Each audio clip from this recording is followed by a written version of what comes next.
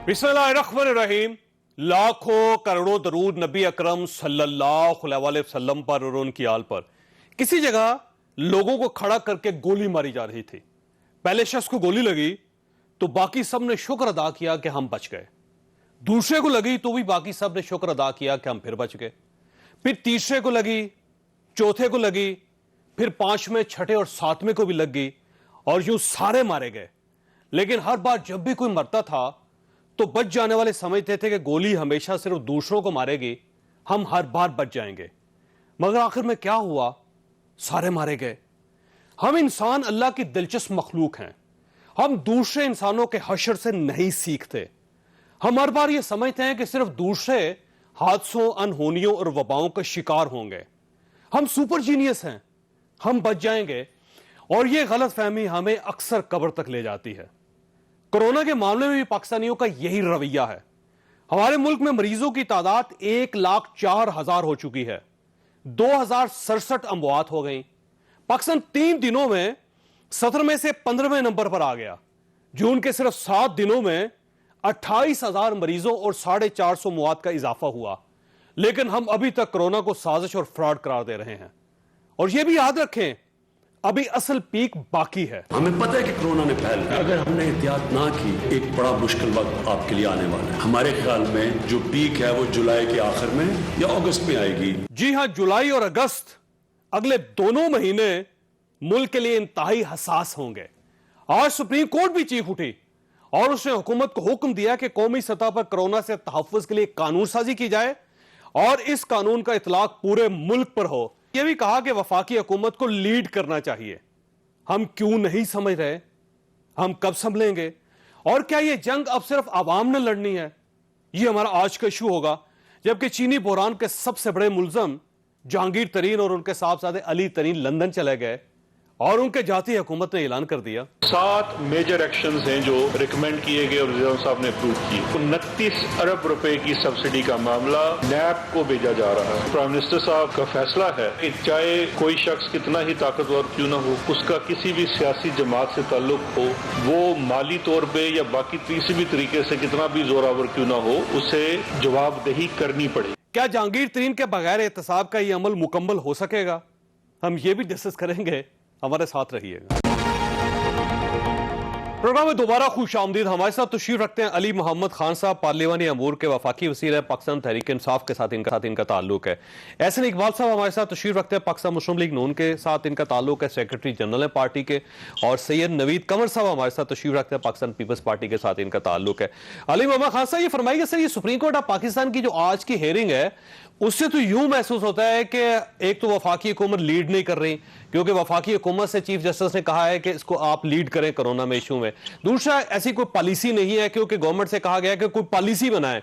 तीसरा, एक कंफ्यूजन था कि मैशत और जान, क्या हम जान बचाएं या फिर हम मैशत बचाएं। तो सुप्रीम कोर्ट ऑफ पाकिस्तान ने कह दिया कि जान ज्यादा सुप्रीम है। तो इसका मतलब ये हुआ कि ये सारे कंफ्यूजन आज सुप्रीम कोर्ट ऑफ पाकिस्तान ने हल किए, हमारे पास इनका कोई हल नहीं था। क्या वाकई गवर्नमेंट के पास कोई पॉलिसी नहीं थी सर? जी बिस्मिल्लाहिर्रहमानिर्रहीम। अल्लाहुम्मा सल्लि व सल्लिम मुबारक अला सय्यिदिना मुहम्मद रसूलुल्लाह सल्लल्लाहु अलैहि वसल्लम। बहुत शुक्रिया। सुप्रीम कोर्ट ऑफ पाकिस्तान में काफी दिनों से ये जो है कोरोना का ऑनरेबल जज साहिबान ने उस पर नोटिस लिया है और वो चल रहा है वहाँ पे। हमने हमेशा मुअज़्ज़ज़ अदालत की जो भी बात होती है, जो ऑर्बिटर डिक्टा हो या उनका कोई फैसला हो, उसको हम पॉजिटिव स्पिरिट में लेते हैं। और मैं ये समझता हूँ कि हमेशा अदालत की बात को आप एक आईने की तरह देखें।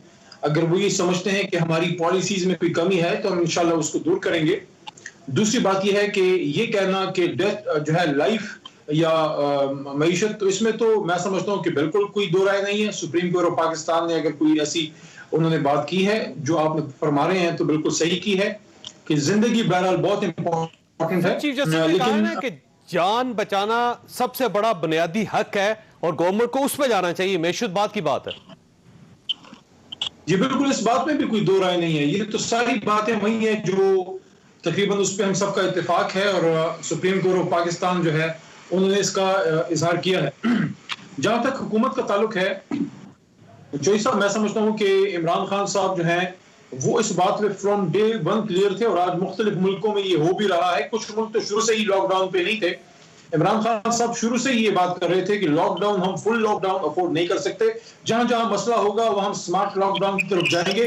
लॉकडाउन से ज्यादा इंपॉर्टेंट चीज जो है वो SOPs पे करना है, एहतियात का दामन हाथ से नहीं छोड़ना, और वो उस चीज पे आज पूरी कौम इकट्ठे हो रही है, क्योंकि पाकिस्तान जैसा मुल्क अफोर्ड ही नहीं कर सकता कि आप लामुतनाही टाइम के लिए सब कुछ अपना बंद कर दें। अगर किसी के पास इसका कोई हल है तो मुझे बताए कि हम सब कुछ बंद कर दें, कोरोना फिर भी फैलेगा या कम फैलेगा, लेकिन अल्टीमेटली आपको फिर भी ओपन करना पड़ेगा 15 दिन बाद, 20 दिन बाद, महीने बाद, 2 महीने बाद। हमने, अगर आप देखें, पहला महीना बहुत हद तक लॉकडाउन की तरफ गए। हालांकि साहब ने, वजीर आजम साहब ने अपना माइंड दे दिया, लेकिन इख्तियार दे दिया सूबों को कि अगर आप करना चाहते हैं तो कर लें। आखिर में सब के सब सूबे बशमूल सिंध इस बात पे आए जो वजीर आजम पाकिस्तान ने फ्रॉम डे 1 कहा था कि हम फुल लॉकडाउन नहीं कर सकते, अफोर्ड नहीं कर सकते, सब लोगों को घरों पे खाना वगैरह पहुंचाना अफोर्ड नहीं कर सकते। दूसरी बात यह है कि हमने पाकिस्तान में इस मुल्क को चलाना है, मईशत भी चलानी है। लेकिन सर, ये आपकी बात दुरुस्त है, इसमें कोई शक नहीं कि आपने 18वीं तरमीम कहा था कि 18वीं तरमीम होगी, अब सूबों ने फैसला करना, लेकिन आज सुप्रीम कोर्ट ऑफ पाकिस्तान ने ये कह दिया है कि वफाकी हुकूमत को लीड करना चाहिए। तो इसका मतलब ये हुआ कि अब तो आपको लीड करना पड़ेगा, अब आपके पास कोई सेकंड ऑप्शन नहीं है। तो क्या उसके लिए गवर्नमेंट तैयार है? देखिए, जो आप बात को जिस तरह से ले रहे हैं, मैं उसको इस तरह से नहीं ले रहा। मैं ये समझता हूं कि जो सुप्रीम कोर्ट ऑफ पाकिस्तान की उनकी जो बात है वो यही है कि फेडरल गवर्नमेंट लीड करे, और वो हम कर ही रहे हैं। ये जो वज़ीर आज़म साहब अपनी मीटिंग्स तकरीबन हर हफ्ते 2 हफ्ते करते हैं, साथ साथ तकरीबन हर तीसरे चौथे दिन उनका कौम से एक शॉर्ट सा वो एक मैसेज देते हैं। और उसके अलावा असद उमर साहब रोज की रोज जो मीटिंग करते हैं, जहां तमाम सूबों के नुमाइंदे, वहां उनकी रिप्रेजेंटेशन मौजूद होती है। यही लीडिंग है, और लीडिंग मैं ये समझता हूं कि और क्या हो सकती है। यही लीडिंग है कि वज़ीर आज़म साहब जो हैं फ्रंट पे जाके वो बात करें, हर चीज पे वो लीड करने की कोशिश करें, लेकिन साथ साथ सूबों को इख्तियार भी दिया है। और मैं समझता हूं कि फेडरेशन में बहरहाल सूबों को आपने किसी न किसी लेवल पे आपने उनको इख्तियार देना होता है, आप उनको डिक्टेट नहीं कर सकते। लेकिन मैं ये समझता हूं कि अगर सुप्रीम कोर्ट ऑफ पाकिस्तान समझती है कि फेडरल गवर्नमेंट को और भी ज्यादा इस पे इंपोजिंग रोल अदा करना चाहिए, तो इंशाल्लाह वो हम करेंगे। ठीक हो।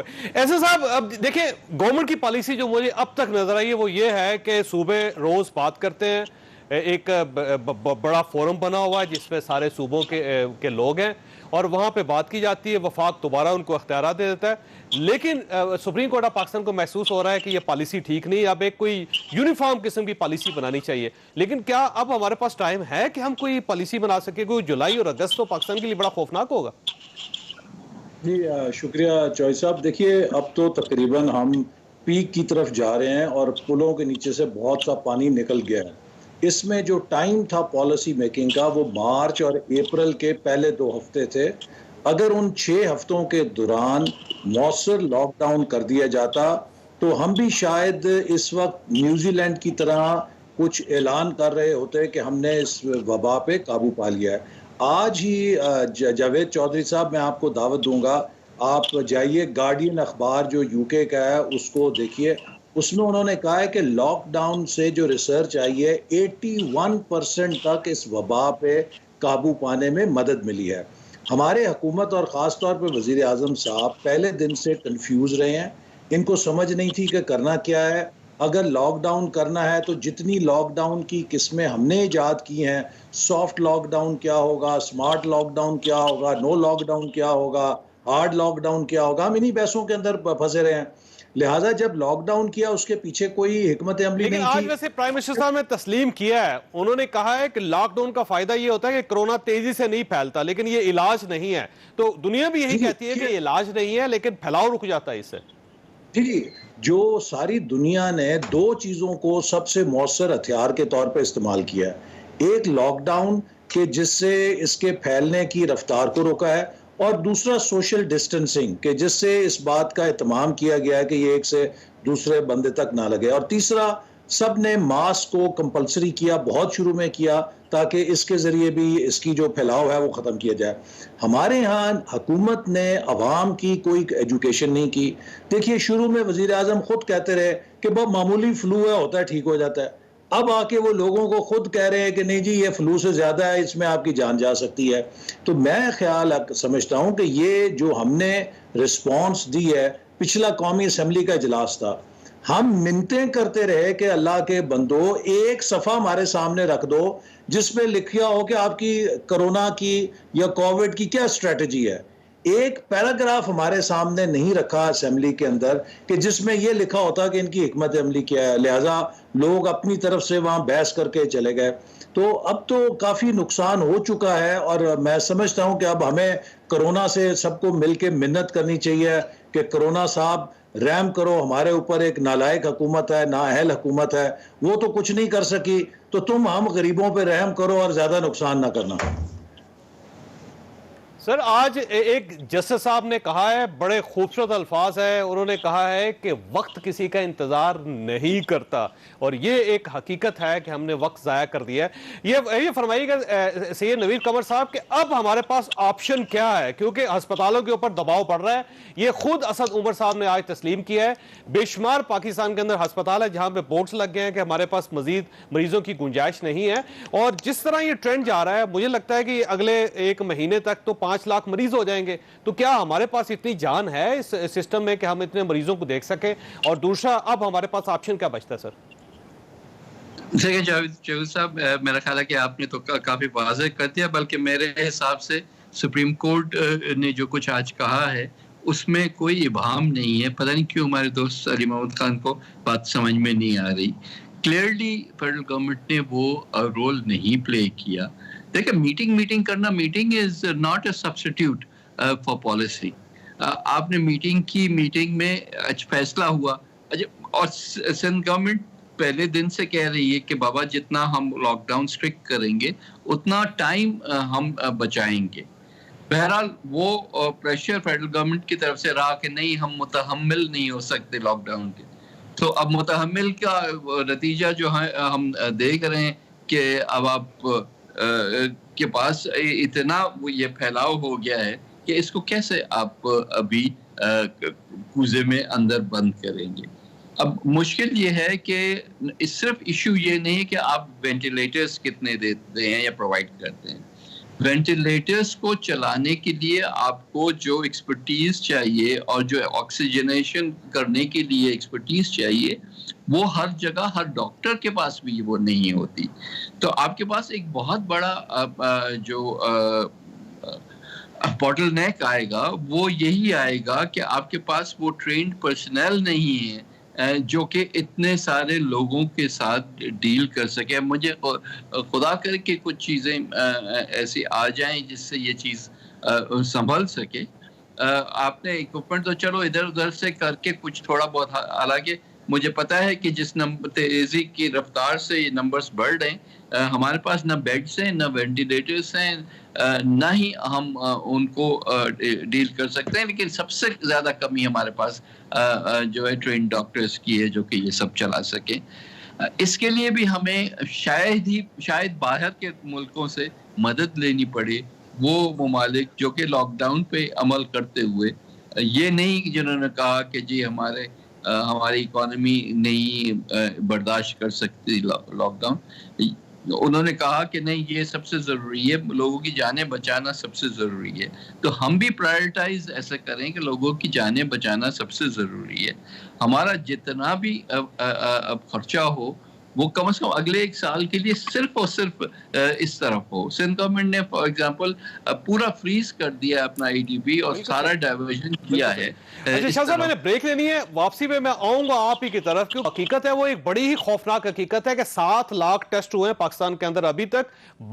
22 करोड़ की आबादी है, उसमें सिर्फ 7 लाख टेस्ट हुए हैं और उन 7 लाख में से 1 लाख पॉजिटिव निकल आए हैं। अब आप उस रेशो का खुद अंदाजा लगा लीजिए कि जब ये जुलाई और अगस्त आएगा तो उस वक्त पाकिस्तान की सूरत हाल क्या होगी, क्योंकि जो ट्रेंड है ग्लोबल वो बहुत खौफनाक है।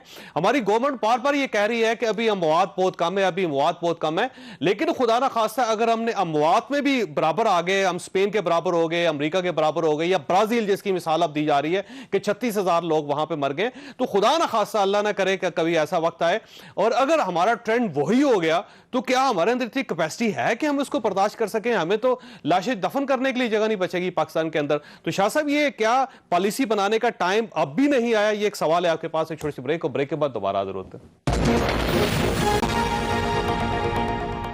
प्रोग्राम में दोबारा खुशामदीद से है। नवीद कमर साहब, देखिए गवर्नमेंट भी मान रही है कि हालात बहुत बहुत खराब हैं। प्राइम मिनिस्टर साहब की आज की तकरीर जो थी वो बड़ी वाज़ेह थी कि अभी एक खौफनाक पीक आएगी और उसमें हमारे लिए हालात मुश्किल हो जाएंगे। असद उमर साहब ने भी माना कि अस्पतालों के ऊपर दबाव है और हम खासे परेशान हैं। तो ये जो ट्रेंड चल रहा है, ये ट्रेंड खौफनाक है सर। ये अगले 10-15 दिनों के अंदर जो इसके रिजल्ट निकलेंगे वो बहुत इंतहाई खौफनाक होंगे। तो क्या अब भी वक्त नहीं है कि कोई हम एक नेशनल पॉलिसी बना सकें? और अगर हम अब भी नहीं बनाते तो नतीजा क्या निकलेगा फिर? देखिए, पहली चीज तो ये है कि गवर्नमेंट का कितने भी बुरे हालात हो, पॉलिसी बनाना तो उनका प्राइमरी रोल होता है। लेकिन पॉलिसी जो बनाए वो हकीकत पसंदाना हो। It should be based on ego based ना हो कि जी मैंने बस कह दिया कि लॉकडाउन बहुत एक खतरनाक चीज है तो अब लॉकडाउन तो हो ही नहीं सकता। तो भाई और क्या सोल्यूशन है? ना कोई इस वक्त मेडिसिन है, ना कोई और उसका कोई टीका निकला इजाद हुआ है। दुनिया ने लॉकडाउन करके ही इस चीज से अपने आप को बचाया है। तो हमारे पास भी और कोई इलाज नहीं है। हमें सीरियसली इस पे देखना चाहिए। हम उस बात से थोड़ा सा मूव अवे हो जाएं कि जी हमारे लोग गरीब हैं और जाहिर है कि डेली वेजेस के लिए एक मुश्किल वक्त है। इंडस्ट्रियलिस्ट के लिए भी मुश्किल वक्त आता है जब उनकी इंडस्ट्री बंद होती है, दुकान वालों के लिए तो भी। लेकिन अगर फौतगियां जिस तरीके से मैं देख रहा हूँ कि होने जा रही हैं, जिस स्पीड से शुरू हो गया है, अगर किसी के घर में फौतगी हो जाती है या वो खुद फौत हो जाता है तो उससे ज्यादा बड़ी क़यामत उसके लिए क्या होगी? फिर उस वक्त उसको खाना भी नहीं पसंद आता, उसको कोई और चीज नजर नहीं आती। तो खुदा का वास्ता हम अपनी प्रायोरिटीज को सही करें। हमारे डॉक्टर्स पहले दिन से चीख के ये बात कह रहे हैं कि भाई इसको जब तक एहतियात नहीं करोगे। अब एहतियात का मतलब ये नहीं कि आप टीवी पे आके लेक्चर दे दें। अगर लोगों ने इस लेक्चर के बेसिस पे खुद ही सब कुछ करना था तो आज से 2-3 महीने पहले कर लेते। लेकिन फैक्ट इज कि वो नहीं हो रहा। बिल्कुल सही है। अब आप जबकि गैलप सर्वे जो है शाह साहब, वो ये कहता है कि 63% पाकिस्तानी आज भी नहीं मानते कि कोरोना भी कोई हकीकत है। वो ये कहते हैं कि फ्रॉड है ये। देखें, बात सारी ये है कि जब तक कि आप एक सिंगल मैसेजिंग नहीं करेंगे, मिक्स्ड मैसेजिंग करेंगे, तो ये तो होगा ना। कभी कोई क्या कह रहा है, कोई क्या कह रहा है। हमें चाहे जिसको भी वो समझते हैं कि भाई ये ग्रुप है, ये जो मोतबर तरीन ग्रुप है पाकिस्तान में, उनको बिठा के अपने साथ एक फैसला कर लें कि जी ये सबसे इस वक्त हमारे लिए जरूरी काम है और सारी चीजें जो हैं वो सेकेंडरी हैं। और फिर हम अपने रिसोर्सेज भी उस पर लगाएं और क्लियरली मैसेज दें कि जी ये अगर हम नहीं चाहते कि लाखों लोग मरना शुरू हो जाए हमारे यहाँ, तो खुदा हम ये मेजर्स ले रहे हैं। मेजर्स लोगों पे ना छोड़ें। सुप्रीम कोर्ट ऑफ पाकिस्तान ने भी आज ये कहा है कि जिंदगी बचाना सबसे बड़ा फर्ज है, सबसे बड़ा हक है ये। अली मोहम्मद खान साहब, देखिए सर, ये पूरी दुनिया में ना पिछले 100 साल में अगर किसी चीज पे एक कलेक्टिव रिसर्च हुई है तो वो कोरोना पे हुई है सर 215 मॉडल हुए हैं। ये 215 मुल्कों में था, 215 इसकी टेक्निक्स थी इससे लड़ने की। उन सब ने मिलकर कुछ फैसले कर लिए। मसलन सब कॉन्टिनेंट सार्क में केरला पहली स्टेट थी जिसने इस कोरोना फ्री हुई।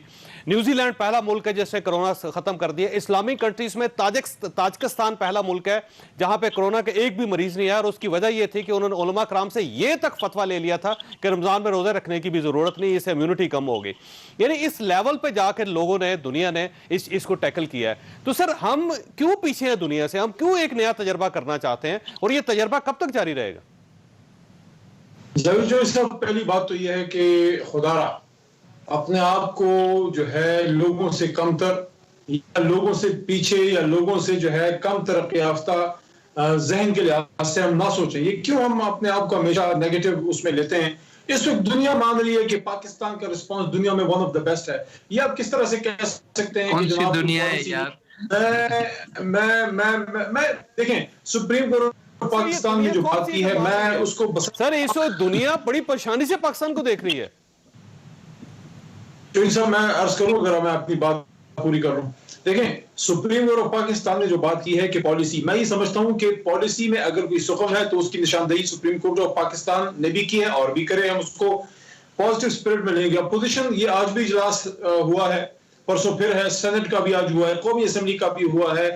इनके साथ बहुत से फोरम्स पे इनके साथ डिस्कशन होती है कि वजीर आला साहब हर वक्त राब्ते में रहते हैं उस फोरम के साथ, जिसपे इमरान खान साहब जिसको चेयर करते हैं, दूसरा असद उमर साहब का है। देखिए पॉलिसी, ये कहना कि कोई पॉलिसी नहीं है, मैं इस बात को मैं से एग्री नहीं करता। हाँ, पॉलिसी में आपके कोई सजेशन है वो बताएं। इस वक्त हम जिस जगह पे पहुंच चुके हैं, इस वक्त क्या आप ये एक्सपेक्ट करते हैं कि वो ममालिक जो हमसे टेक्नोलॉजी के लिहाज से आगे हैं, लेकिन उनसे हमने बहुत जल्दी अपनी कैपेसिटी बिल्डिंग की है। आज से 2-3 महीने पहले आप अपनी टेस्टिंग कैपेसिटी देख लें, आप अपने देख लें कि आपके पास इस चीज के साथ अवेयरनेस कितनी थी। आज भी 30,000 है, आपने सिर्फ 30,000 है आज भी। है। और ये सुप्रीम कोर्ट ऑफ पाकिस्तान में गवर्नमेंट ऑफ पाकिस्तान ने कहा है कि 30,000 कैपेसिटी हमारी रोजाना की। जावेद चौधरी साहब देखें, मैं आपको 22 करोड़ का मुल्क है, आप अफोर्ड नहीं कर सकते कि आप जो है हर आदमी का टेस्ट करें। आपने शुरू में जो है सिम्टम बेस किया कि भाई अगर किसी को सिम्टम्स आते हैं आपने उसका टेस्ट करना है, लेकिन मैं जो बात कर रहा हूं वो ये है, वो ये एक अलग एस्पेक्ट है उसका मेडिसिन से रिलेटेड। मैं आपने पॉलिसी की बात की, मैं उसी पे आना चाहता हूं कि यहाँ पे बार बार लेकिन कैपेसिटी तो होनी चाहिए ना सर, हम बेशक कम कर रहे हो, लेकिन आज सुप्रीम कोर्ट ऑफ पाकिस्तान ने ये कहा है कि पाकिस्तान के अंदर सिर्फ 16 पार्टीज है जो टेस्ट कर रही है 22 करोड़ लोगों को जिन्होंने करना है। मैं अर्ज करता हूं, देखें इस वक्त एहसन इकबाल साहब ने भी बात की है और नवीद कमर साहब ने भी और आपने भी पॉलिसी की तरफ आपने इशारा किया है। अगर पॉलिसी का मतलब ये है, इसी डिबेट में आपने रहना है कि फुल लॉकडाउन करें, तो भाईजान फुल लॉकडाउन नहीं होने लगा, वो आप नहीं कर सकते। आप स्मार्ट लॉकडाउन तो नहीं हो सकता, अब तो कर्फ्यू में लगा दे तो कोई फायदा नहीं है। जावेद चौधरी साहब, आपका देखें, ये जो लॉकडाउन है ये इस बीमारी का इलाज नहीं है, ये इसकी रोकथाम है। अगर आपकी स्प्रेडिंग एक लेवल तक हो चुकी है तो आप अगर लॉकडाउन करेंगे तो उसका उतना इफेक्ट नहीं होगा, बल्कि आपने लोगों को एसओपीज की तरफ लेके आना है, स्मार्ट लॉकडाउन की। और स्मार्ट लॉकडाउन, अभी एहसन इकबाल साहब ने पूछा कि हमने बताया, हम कहते हैं स्मार्ट लॉकडाउन और जो है सॉफ्ट लॉकडाउन और ये चीजें, तो इस पे तो हमें प्राइड लेना चाहिए कि हमने एक दुनिया को बताया है कि बजाय इसके कि फुल सारा कुछ बंद कर दें, आप उन एरियाज को कॉर्डन ऑफ करें जहां पे ये मसला। आज अमेरिका जो है सारा आप दुनिया जान का लोग नहीं। अच्छा सर, ये देखिए अली मोहम्मद हसन, मैं वैसे आपका दिल से एहतराम करता हूँ, वाकई आप सेंसिबल गुफ्तगू करते हैं, आप हमेशा ऑनेस्टली, मैं आपको सही बताऊं, इशू सिर्फ ये है कि जब ये मरीजों की तादाद अगर खुदा ना खासा डबल या 3 गुना या 5 गुना होगी तो हमारा पूरा हेल्थ सिस्टम बैठ जाएगा। जब हेल्थ सिस्टम बैठ जाएगा तो उस हेल्थ सिस्टम को एक्टिव करने के लिए हमने कोई प्लान बनाया? जावेद चौधरी साहब देखिए, आपकी बहरहाल एक हद तक ही आपकी कैपेबिलिटी और कैपेसिटी है, यहीं पे फिर आप अल्लाह से दुआ भी करते हैं कि अभी तक अल्लाह ने हमें महफूज रखा है, लेकिन आप एक हद तक अपने आप को बढ़ा सकते हैं। आप मुझे ये बताएं, आज पूरा मुल्क बंद हो जाए, क्या आपके पास क्या गारंटी है कब तक इसको बंद रखेंगे? क्या आप अफोर्ड कर सकते हैं? एक तरफ देखें आपने बैलेंस करना है, एक तरफ आप पे लोकस का अटैक है, दूसरी तरफ आपकी मईशत कमजोर है, और तीसरा आपके पास कोरोना है। कोरोना को आप इस वक्त आप भूल जाएं कि आप पूरा, ये मुझे सिंध की बात बताएं ना, नवीद साहब जो है बार बार सारे ला रहे हैं, ठीक है हमारी पॉलिसी आपकी नजर में ज्यादा कामयाब नहीं है, आपने कितने परसेंट सिंध को बंद किया? आप तो पूरा जो है डेरो और लड़काना नहीं बंद कर सके, भूल जाए कराची को, आप भी नहीं बंद कर सके भाई। हकीकत ये कितने घरों को खाना पहुंचाया? मैं ही समझता हूं कि हकीकत की दुनिया में वापस बिल्कुल ठीक, ये अपोजिशन से पूछ रहे थे मुझे, दूर का मुल्क है। ये आपका नुक्ता अच्छा है वैसे कि अगर फर्ज करें गवर्नमेंट के पास ये कोई पॉलिसी तो अपोजिशन के पास तो होनी चाहिए। ऐसे साहब आपके पास क्या? सर देखें, आपने बहुत अच्छा हुकूमत की है, और अगर खुदा आज आपकी हुकूमत होती और खुदा ना खास्ता ये इशू हो जाता तो आप कैसे टैकल करते फिर इसको? देखिए जावेद चौधरी साहब, ये कॉमन सेंस है, इसमें कोई रॉकेट साइंस नहीं। पूरी दुनिया ने, जैसे हमने कहा, 3 चीज़ों से टैकल किया। पहली थी कंटेनमेंट। कंटेनमेंट का मतलब ये था कि आप अपने बॉर्डर्स को टाइट करें और जो एंट्री पॉइंट्स हैं वहाँ पे लोगों को टेस्ट करें और क्वारंटाइन करें। दूसरा था अवेयरनेस, कि आप एक मैसिव और एग्रेसिव कैंपेन करें जिससे लोगों के लाइफस्टाइल चेंजेस करें ताकि वो इससे बच सकें। और तीसरा था ट्रीटमेंट। इसके लिए आप अपने हेल्थ केयर सिस्टम को फोर्टिफाई करें, आप डॉक्टर्स को, पैरामेडिक्स को वो सारा गियर दें कि जिससे उनकी प्रोटेक्शन हो और वो दिलेरी के साथ फ्रंट लाइन के ऊपर जाके इस चीज़ का इलाज कर सकें। जो वेंटिलेटर्स चाहिए वो सारी चीज़ें लेकर आएँ। अब मसला क्या हुआ कि जैसे मैंने शुरू में कहा कि ये हुकूमत शुरू दिन से कंफ्यूज थी। इन्होंने इसको, हम पाकिस्तान दुनिया का वाहिद मुल्क है जिसने कोरोना को इकोनॉमिक्स का मसला बना लिया। पूरी दुनिया इसे पब्लिक हेल्थ का मसला देख रही थी। और हमारी जो लीडरशिप है वो इसको रोजगार का, बिजनेस का, कारोबार का मसला बनाकर बैठ गई। देखिए, जो पब्लिक हेल्थ है वो फाउंडेशन होती है आपकी इकोनॉमी की।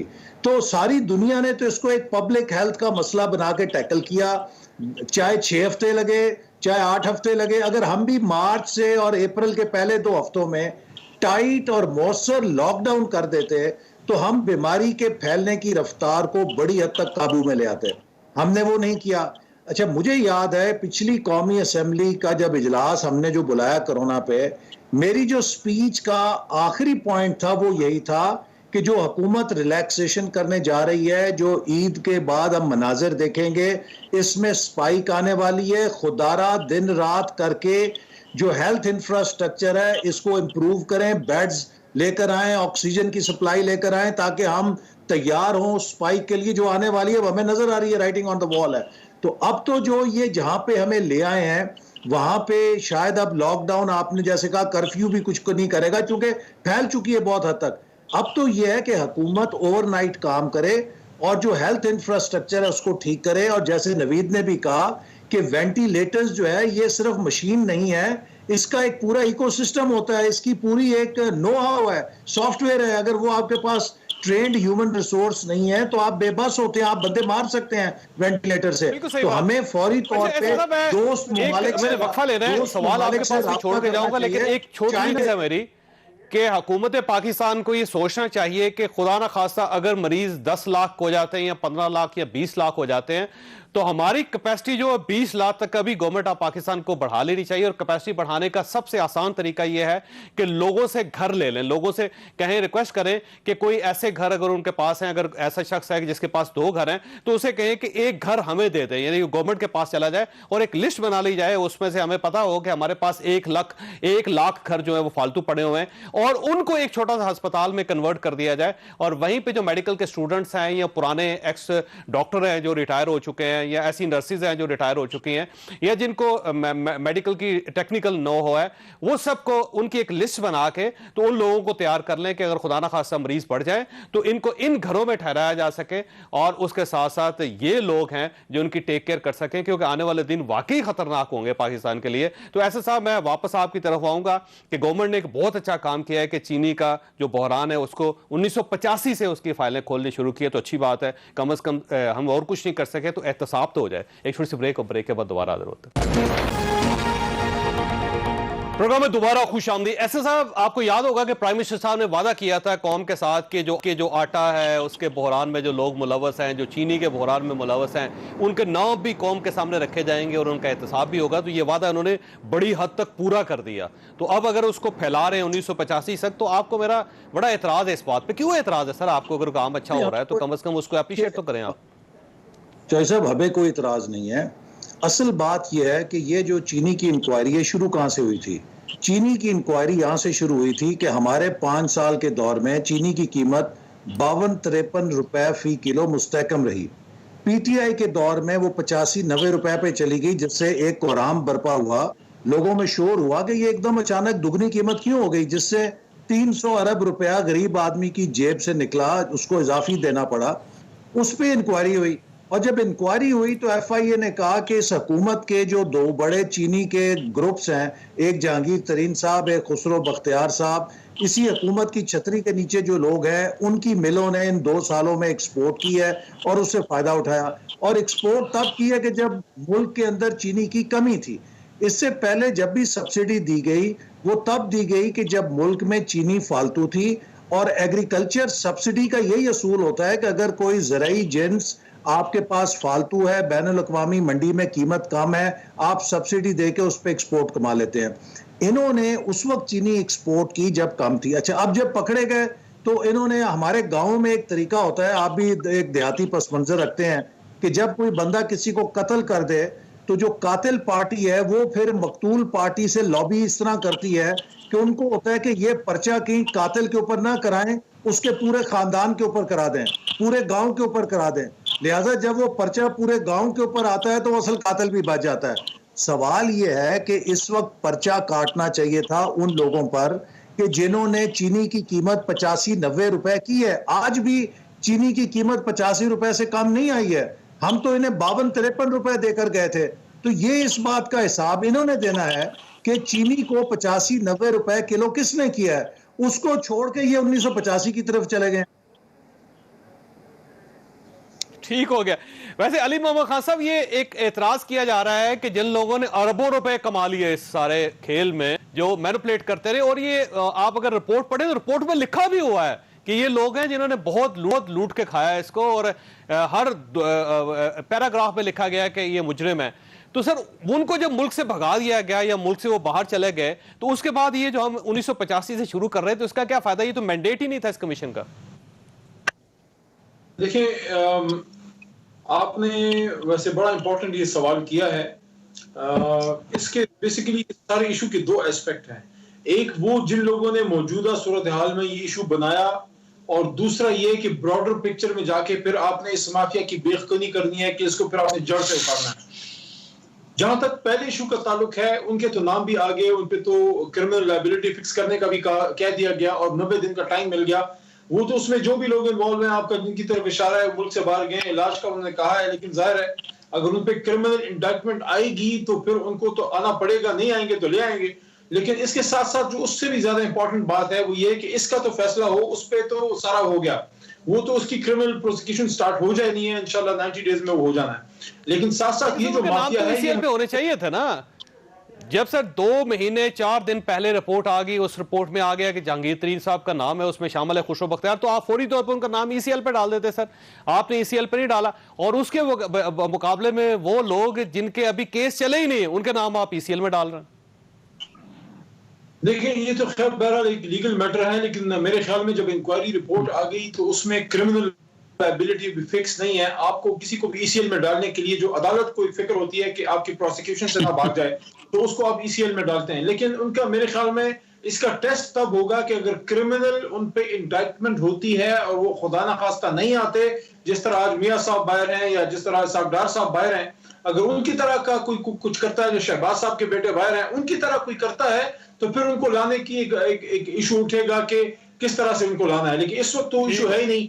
इसका मतलब गवर्नमेंट लेके आएगी, कमिटेड है। शाह साहब ये फरमाइएगा सर, ये गवर्नमेंट के अंदर कमिटमेंट नजर आती है। वो ये कहते हैं कि जहांगीर तरीन साहब जो अगर चले भी गए हैं तो वापस जरूर लेकर आएंगे, लेकिन पहले फैसला तो कर लें इदारे कब फैसला करें और किस किस्म का फैसला करेंगे।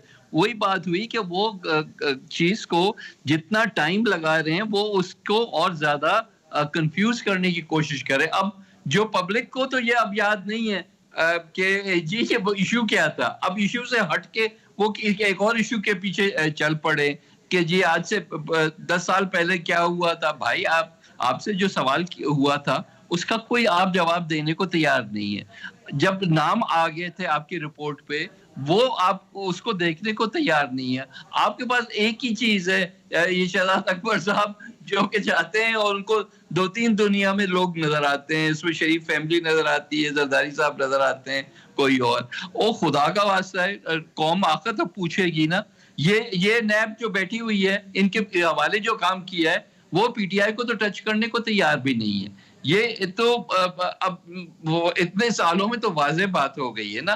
तो अब इनसे एक्सपेक्ट भी करना कि ये कोई काम करेंगे, ये बिल्कुल नहीं। ये अगली हुकूमत आके करेगी और इन सबको लटकाएगी। ये मुझे बिल्कुल 100% श्योरिटी है कि चाहे जो जिसकी भी आठे का पाकिस्तान एक जरी मुल्क है सर। 6 साल बाद पाकिस्तान गंदम इंपोर्ट करने वाले मुल्कों में शामिल हो गया है। तो ये सोचना चाहिए, पूछना तो चाहिए कि हो क्या रहा है इस मुल्क के अंदर।